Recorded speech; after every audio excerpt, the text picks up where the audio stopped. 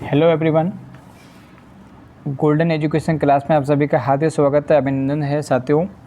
पर्यावरण ईवीएस से बहुत ही महत्वपूर्ण प्रश्न आपके लिए हम लोग इस सीरीज़ में आपको कराने वाले हैं। साथ में आपका विस्तृत रूप भी आपको कराएंगे ताकि उसमें जो भी उसके क्वेरीज होती हैं वो भी आपको समझ में आसानी से आ जाएंगी।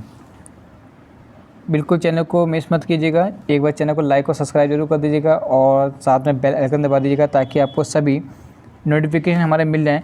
और प्रीवियस की वीडियो भी आप हमें देख सकते हैं, इसमें काफ़ी सारे अच्छे महत्वपूर्ण क्वेश्चन लिए गए हैं। चलिए फर्स्ट क्वेश्चन पे आते हैं हम लोग। फर्स्ट क्वेश्चन दे रखा है हमारा, नुक्लिय आयन झरना किस प्रदेश में है? तो भाई कहाँ पे है ये? केरल में है, असम में है, मणिपुर में है या मेघालय में है?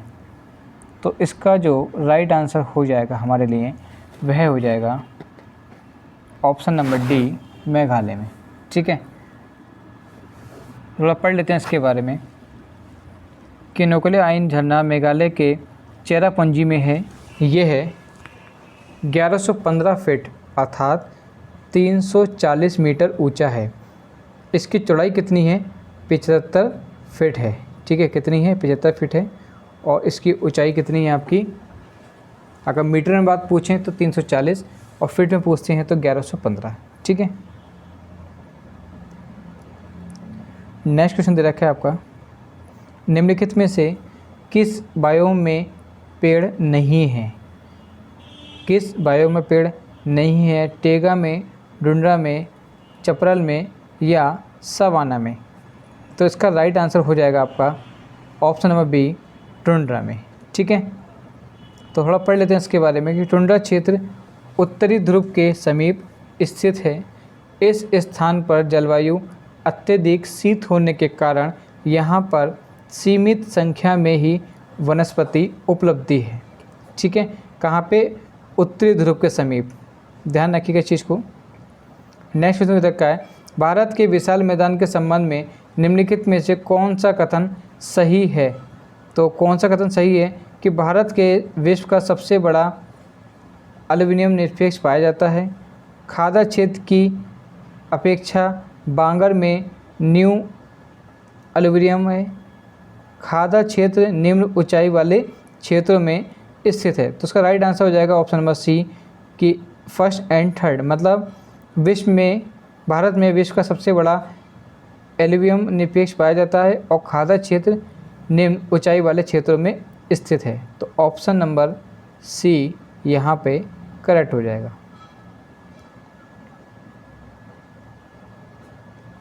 थोड़ा पढ़ लेते हैं इसके बारे में कि उत्तर भारत में गंगा के विशाल मैदान विश्व के बड़े एल्यूमिनियम निरपेक्ष हिमालय से बहने वाली नदियों पर उपजाऊ मिट्टी का निरपेक्ष किया जाता है। खादा क्षेत्र की रचना नई एल्यूमिनियम से हुई है। ये निम्न ऊंचाई युक्त क्षेत्र है। नेक्स्ट क्वेश्चन दे रखा है कि राजस्थान के कुल क्षेत्रफल का कितना प्रतिशत हिस्सा थार मरुस्थल में स्थित है?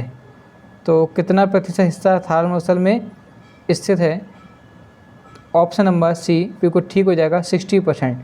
पढ़ लेते हैं इसके बारे में कि थार मरुस्थल विश्व का 10 सबसे बड़ा मरुस्थल है। ये मरुस्थल भारतीय उपमहाद्वीप में लगभग 2 लाख वर्ग किलोमीटर क्षेत्र में फैला हुआ है। बहुत बड़ा क्षेत्रफल है ये। नेक्स्ट क्वेश्चन रखा है कि ग्लेशियर से पिघलने वाष्पीकृत और हिमस्खलन के कारण बर्फ कम होने को क्या कहा जाता है? अपक्षरण, गलिंग, क्रीप या प्लगिंग? तो क्या कहा जाता है? ऑप्शन नंबर ए बिल्कुल ठीक है, अपक्षरण। तो ग्लेशियर से पिघलने वाले वाष्पीकरण और हिमस्खलन के कारण बर्फ कम होने का जो कारण है वो क्या है? क्या कहा जाता है? अपक्षरण। तो पढ़ लेते इसके बारे में कि ये बर्फ़ कम होने का अपक्षरण कहा जाता है। नेक्स्ट क्वेश्चन दे रखा है कि ग्लेशियर निरपेक्ष के लिए निम्नलिखित में से कौन सा शब्द प्रयोग नहीं किया जाता? Moraine, drumlins, kettle, skerry? तो किसका किया जाता है? तो ऑप्शन नंबर डी बिल्कुल ठीक है, स्केरी की। स्केरी छोटे से पथरीले द्वीप को कहा जाता है। यहाँ पर मानवीय जीवन यापन की संभावना कम होती है, इसे लो सी स्टैक भी कहा जाता है। ठीक है। डैम्पियर होजन रेखा निम्नलिखित में से किससे संबंधित है? खंबात की खाड़ी से, पलक डमनुद्दे से, अंडमान व निकोबार द्वीप समूह से या सुंदरबन से? तो किससे है ये? तो ये जो बंद है ये सुंदरबन से है। उसको पढ़ लेते थोड़ा सा नोट में इसके कि डैम्पियर होजन रेखा एक काल्पनिक रेखा है जिसे 1829 से 30 में खींचा गया था। ये रेखा सुंदरबन डेल्टा की उत्तरी सीमा को दर्शाती है। ये रेखा पश्चिमी बंगाल के 24 परगना जिले के समानांतर स्थित है। नेक्स्ट क्वेश्चन, उत्तर पश्चिमी पवनों के कारण भारत में क्या होता है? तो क्या होता है? उत्तर पूर्वी भारत में शीतकालीन वर्षा, चेन्नई में शीतकालीन वर्षा, थार मरुस्थल में तूफान या फिर हिमालय में तेज़ हवाओं का चलना। तो क्या होता है भाई? तो ऑप्शन नंबर बी बिल्कुल यहाँ पे ठीक हो जाएगा। चेन्नई में शीतकालीन वर्षा। ठीक है, थोड़ा पढ़ लेते हैं इसके बारे में कि उत्तर पूर्व व्यापी बर्फों में चेन्नई में शीतकालीन वर्षा होती है। ठीक है। नेक्स्ट रखा है, भारत का सबसे बड़ा नमक उत्पादक राज्य कौन सा है? राजस्थान, गुजरात, तमिलनाडु या उड़ीसा? तो नमक उत्पादन की बात चल रही है, तो हमने नमक उत्पादन जो होता है हमारा कहाँ पे? गुजरात में। ठीक है, भारत का सबसे बड़ा नमक उत्पादन राज्य कौन सा? गुजरात में है। तो पढ़ लेते हैं थोड़ा इसके बारे में। भारत में प्रतिवर्ष 160 लाख टन नमक उत्पादन किया जाता है। भारत विश्व का तीसरा सबसे बड़ा नमक उत्पादन देश है। गुजरात, राजस्थान, आंध्र प्रदेश और तमिलनाडु भारत के 4 प्रमुख नमक उत्पादन राज्य हैं। उड़ीसा में भी गंजमपुरी और बलासोर से में लगभग 30,000 टन नमक का उत्पादन किया जाता है। ठीक है, प्लीज़ चैनल को लाइक और सब्सक्राइब करना बिल्कुल ना भूलिएगा। अलमट्टी बांध किस नदी पर स्थित है? कृष्णा नदी पर, कावेरी नदी पर, तुंगभद्रा नदी पर या मलप्रभा नदी पे? तो किस पे है? कृष्णा नदी पे। ठीक है, थोड़ा सा पढ़ लेते हैं इसके बारे में कि अलमट्टी बांध परियोजना उत्तरी कर्नाटक में कृष्णा नदी पर स्थित है। ये परियोजना 2005 में बनकर तैयार हुई थी। ये सन पूछ लेते हैं कभी कभी, तो ध्यान रखिएगा आप। बाचुकी प्रपात भारत के किस राज्य में स्थित है? कर्नाटक, आंध्र प्रदेश, तेलंगाना या तमिलनाडु? तो किस में है ये? तो ये है ऑप्शन नंबर ए बिल्कुल ठीक हो जाएगा कि बाचुकी प्रपात भारत के कर्नाटक में स्थित है। तो मतलब बेंगलोर में 130 किलोमीटर दूरी पर स्थित है। ये वास्तव में ये जलप्रपात शिवनाथ समुद्रम प्रपात का ही हिस्सा है। नेक्स्ट क्वेश्चन की बात करते हैं कि भारत ओमान रिफाइनरी लिमिटेड निम्नलिखित में से किस रिफाइनरी का कार्य करती है? तो किसका करता है? बोंगईगांव रिफाइनरी का, बिना रिफाइनरी का, हल्दिया रिफाइनरी का या नुमादीगढ़ रिफाइनरी का? तो किसका करता है? तो ये करता है बिना रिफाइनरी का।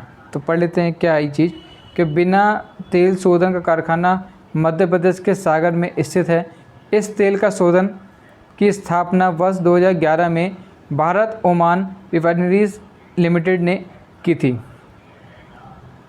नेक्स्ट क्वेश्चन की बात करते हैं कि निम्नलिखित में से किस नदी का उपयोग ओलिव रिडेंट कछुए अंडे देने के लिए करते हैं? देवी नदी, पेनार नदी, हुगली नदी या भीमा नदी? तो ये जो नदी करते हैं ये करते हैं देवी नदी। तो देवी नदी का मतलब आपका हो गया, देवी नदी महानदी का एक प्रमुख शाखा है। ये उड़ीसा में बहने के बाद बंगाल की खाड़ी में गिरती है। ठीक है,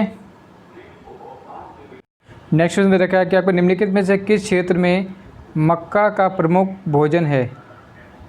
मक्का का प्रमुख भोजन है पश्चिम यूरोप, रूस, मध्य अफ्रीका या दक्षिण पूर्व एशिया? तो पूछ रहे हैं मक्का का कहाँ पे होगा? मध्य प्रदेश में। ठीक है, कहाँ पे होगा? मध्य अफ्रीका में। ठीक है, मक्का का प्रमुख भोजन कहाँ पे? मध्य अफ्रीका। तो मक्का की फसल विश्व के विभिन्न भौगोलिक क्षेत्रों में उगाई जाती है। इसमें विटामिन ए, सी, ई और कार्बोहाइड्रेट प्रचुर मात्रा में पाए जाते हैं। ये आवश्यक पोषक तत्वों और ऊर्जा का एक अच्छा स्रोत है।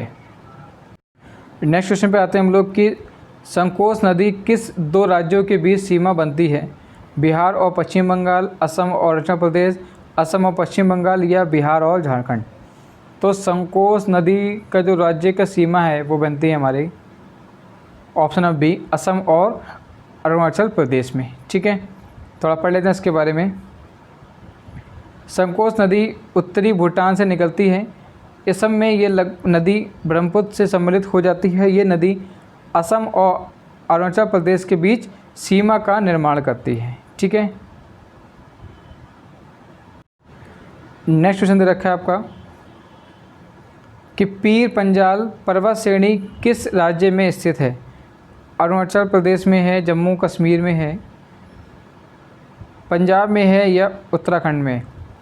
तो देखिए ध्यान रखना, एक मूवी देखी होगी आपने कि दूध मांगोगे तो खीर देंगे, कश्मीर मांगोगे तो चीर देंगे। तो खीर मांगेंगे और कश्मीर मांगेंगे तो कुछ कुछ याद आ रहा होगा आपको, तो इस टाइप से भी आप इसको याद रख सकते हैं। तो ऑप्शन नंबर बी बिल्कुल ठीक हो जाएगा, जम्मू और कश्मीर। थोड़ा पढ़ लेते हैं इसके बारे में कि पीर पंजाल श्रेणी आंतरिक हिमालय में स्थित है। ये पूर्व पश्चिम की ओर हिमाचल प्रदेश और जम्मू कश्मीर व पाकिस्तान अधिकृत कश्मीर में स्थित है। इसकी ऊंचाई कितनी है? 1400 मीटर से 4100 मीटर के बीच है। ठीक है, ध्यान रखिएगा इसको। निम्नलिखित भारत में अधिकतर किस प्रकार के वन पाए जाते हैं? तो कौन से पाए जाते हैं? उष्णकटिबंधीय पर्णपाती वन, सवाना व मरुस्थलीय वनस्पति वन, भूमध्य रेखीय सदाबहार वन या उष्णकटिबंधीय वर्षा वन। तो कौन से वन पाए जाते हैं?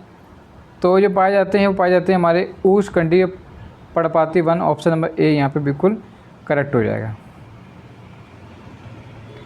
तो भारत में अधिकतर उष्णकटिबंधीय पर्णपाती वन पाए जाते हैं। इन्हें मानसून वन भी कहा जाता है।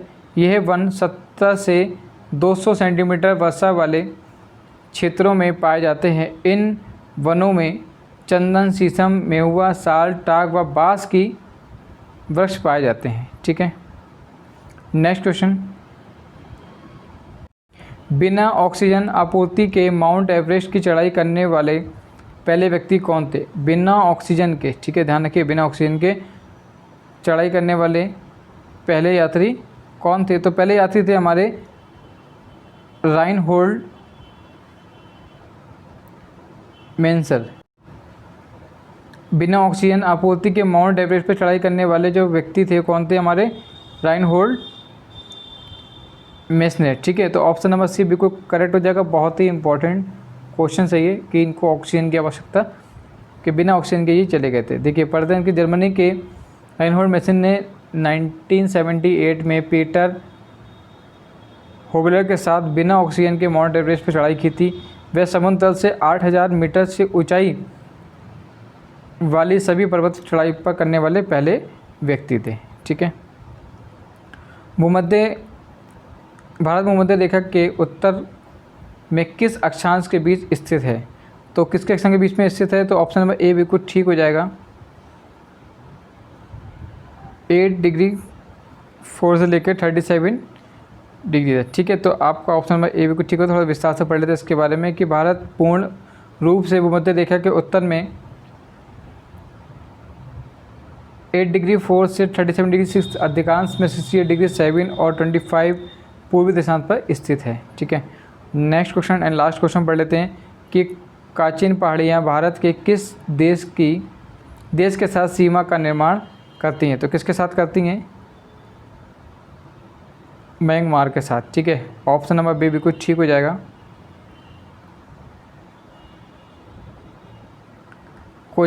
काचिन पहाड़ियाँ म्यांमार और सुदूर उत्तर पूर्व काचिन राज्य में स्थित हैं। ये भारत की म्यांमार के बीच सीमा का निर्माण करती हैं। ये पहाड़ियाँ उत्तराखंड प्रदेश के साथ लगती हैं। ठीक है, चलिए thank you so much watching this video. Please channel को लाइक और सब्सक्राइब करना बिल्कुल ना भूलिएगा। और इसकी यदि आपको पीडीएफ चाहिए हो तो आप हमारे टेलीग्राम से जुड़ के ज्वाइन कर लीजिए, वहाँ पर उसकी पीडीएफ भी मिल जाएगी। थैंक यू सो मच, जय हिंद, नमस्कार।